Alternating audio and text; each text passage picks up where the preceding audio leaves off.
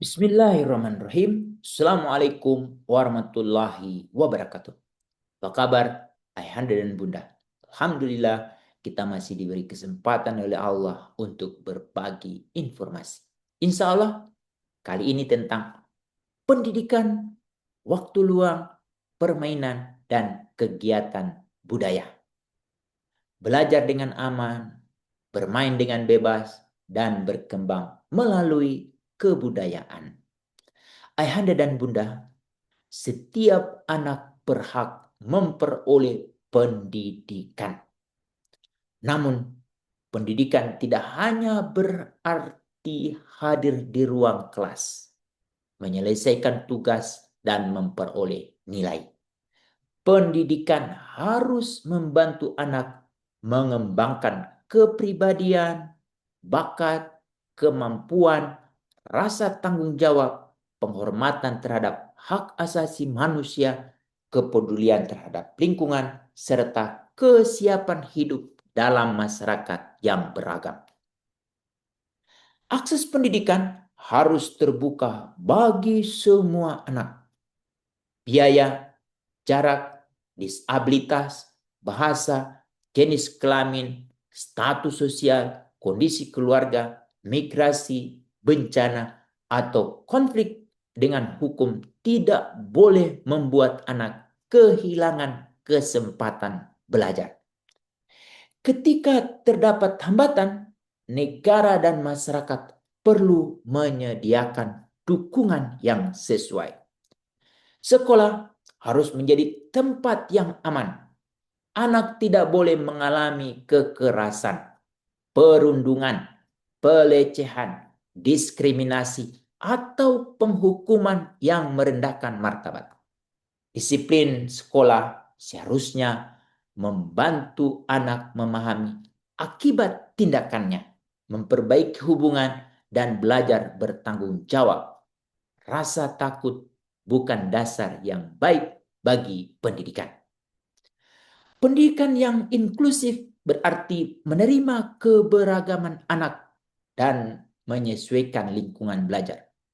Anak penyandang disabilitas, anak dengan cara belajar yang berbeda, anak yang menggunakan bahasa lain, atau anak yang sedang menghadapi kesulitan tidak boleh langsung dianggap tidak mampu. Guru memerlukan dukungan, pelatihan, sumber belajar, dan jumlah murid yang memungkinkan perhatian individual. Anak juga berhak didengarkan dalam kehidupan sekolah. Pandangan mereka dapat membantu memperbaiki metode belajar, aturan kelas, pencegahan perundungan, fasilitas kegiatan, dan mekanisme pengaduan. Partisipasi anak tidak mengurangi kewibawaan guru. Sebaliknya, dialog membangun kepercayaan dan tanggung jawab bersama.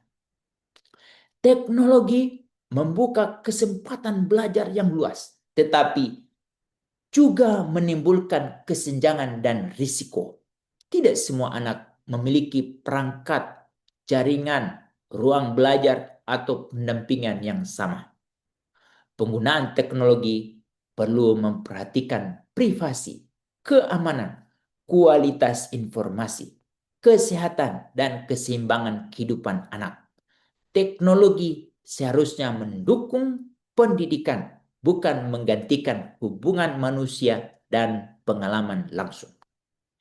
Di luar pendidikan formal, anak memiliki hak untuk beristirahat, menikmati waktu luang, bermain, berekreasi, mengikuti kegiatan seni, dan berpartisipasi dalam kehidupan budaya. Hak ini sering dianggap kurang penting dibandingkan belajar. Padahal bermain merupakan bagian mendasar dari perkembangan anak. Melalui permainan, anak mengembangkan imajinasi, bahasa, kemampuan sosial, pengendalian emosi, kreativitas, gerak, keberanian mencoba, dan keterampilan memecahkan masalah. Permainan bebas memberi anak kesempatan menentukan arah kegiatan, membuat aturan, bernegosiasi, dan belajar dari pengalaman.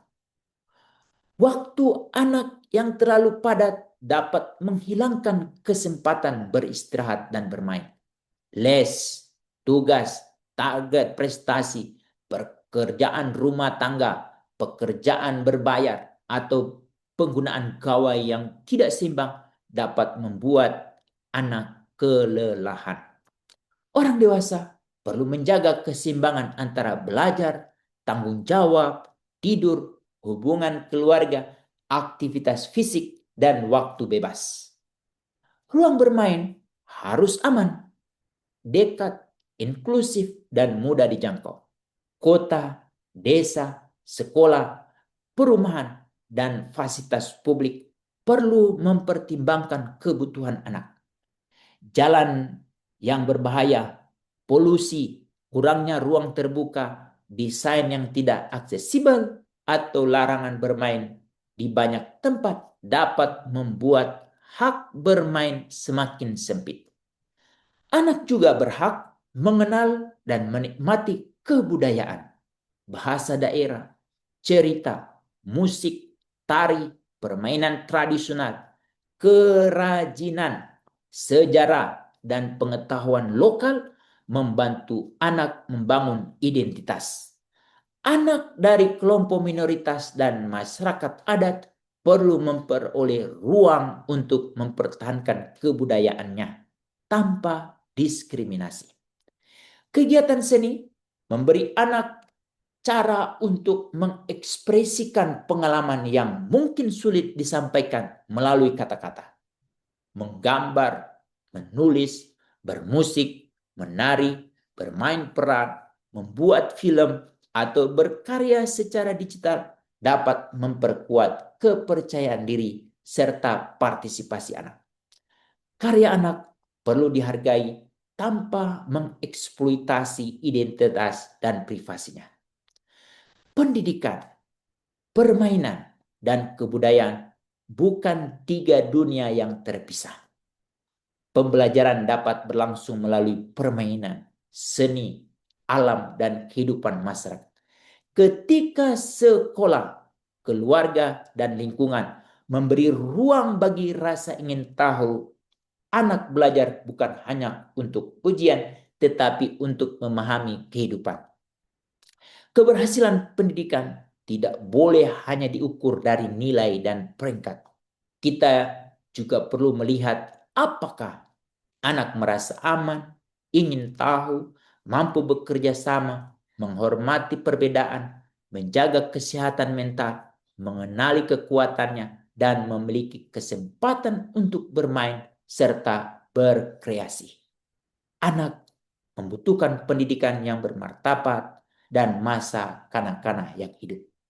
Biarkan mereka belajar, bertanya, beristirahat, bermain, tertawa, mencipta, dan mengenal kebudayaan. Semua itu bukan tambahan. Semua itu adalah hak anak.